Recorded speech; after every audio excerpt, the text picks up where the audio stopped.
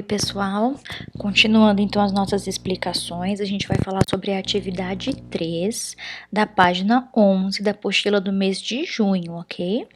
Bom, atividade 1 e 2, a gente precisava ler algumas notícias, então eu vou voltar aqui. Cadê? Aqui. Vocês têm duas notícias. A primeira, que fala sobre o coronavírus, casos confirmados de mortes no Brasil hoje. A segunda notícia, que também vai falar sobre o coronavírus, mas como já explicado no exercício anterior, ele vai focar nas pessoas recuperadas, tá? Então, a gente tem aí uma diferença de tratamento das atividades, da abordagem, do ponto de vista da reportagem. Vamos lembrar alguns conceitos importantes?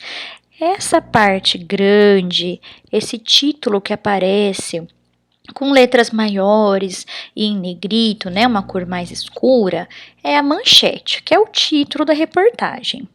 Embaixo a gente tem um mini textinho, um outro título, que é um título auxiliar, que vai falar mais um pouquinho, mais algumas informações a respeito dessa notícia, desse título.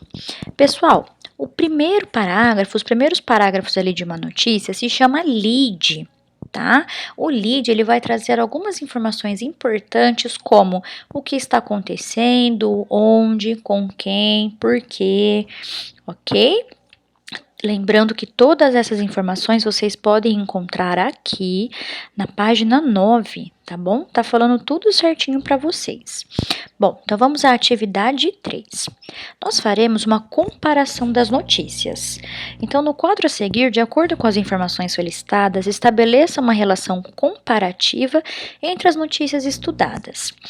Vocês vão então colocar o principal assunto da notícia 1 e da notícia 2, tá? As informações são a respeito de um lugar específico? Qual? Então, se na notícia 1 fala especificamente sobre um lugar, sobre um país, uma cidade, você coloca qual é esse país. Se a notícia 2 também fala de algum lugar específico, você coloca aí qual é esse lugar, ok? As abordagens das informações transparecem um ponto de vista negativo ou positivo. Na notícia 1, quando você lê, é uma notícia que te deixa preocupado, preocupada, né? Por ter assim uma abordagem mais negativa de um problema. Ou você, quando lê essa notícia 1 ou 2, você fica aliviado, feliz por ser uma notícia boa, uma notícia positiva. Então, você vai fazer a comparação em relação a essas duas notícias, ok? Com relação ao Brasil, que informações relevantes percebemos, tanto na notícia 1 quanto na notícia 2. Então, você vai ler as duas notícias e ver qual que é o fato relevante, importante para o nosso país que aparece em cada uma delas, tá? Depois você vai fazer algumas reflexões com essas perguntas aqui. Que pontos em comum podemos perceber entre as notícias? Apesar de estarem tendo pontos de vista diferentes, elas têm alguns pontos em comum, como por exemplo, o assunto já é uma coisa que você pode colocar. O assunto é sobre o que, gente? É sobre coronavírus, né? Quais as principais diferenças entre as informações noticiadas nos dois textos? Então, o que eles estão falando? Eles têm coisas em comum, mas quais são as diferenças entre eles, tá?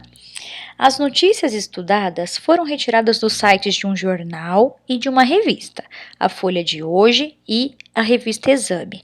Estas informações são confiáveis? Por quê?